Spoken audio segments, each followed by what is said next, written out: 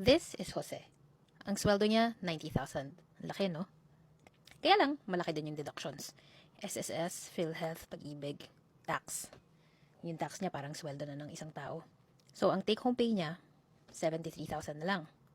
Eh, lahat ng gagastusin niya may buwis din, 12%.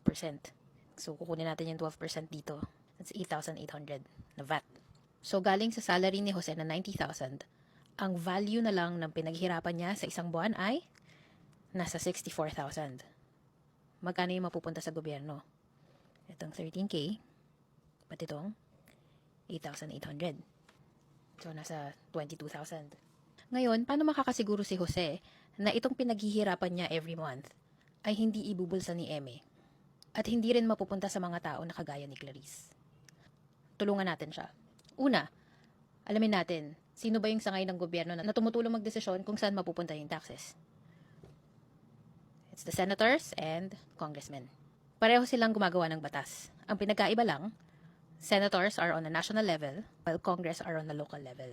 Mahaba tong proseso na to, pero sisimplihan ko lang. Pag nag-propose yung president natin ng budget para sa taon, ang nag-i-evaluate niyan ay ang senators at ang Congress. Ang pinag-uusapan nating budget dito ay ito. So, ang mga senators at ang congressmen, tumutulong silang mag-evaluate kung saan i-allocate yung budget para sa taon.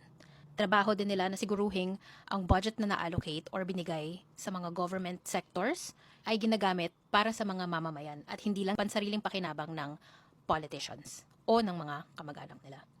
Trabaho din ng senators at ng Congress na gumawa ng mga batas na makakatulong para sa mga mamamayan. Trabaho din ng mga senators at congressmen na irepresenta tayong mga mamamayan. Ano yung mga kailangan nating projects and developments para mapaigi yung buhay natin. Ideally, yung pinaghirapan nating pera ay gagastusin para sa mga programa na makakatulong sa ating mga mamamayan. So, hindi pa rin alam ni Jose kung sino yung iboboto niya kasi parang pare-pareho lang naman daw yung pangako ng mga politicians. Paano ka makakapag-decide objectively? Tignan natin yung job description. Isipin mo, para kang nag-a-apply ng trabaho.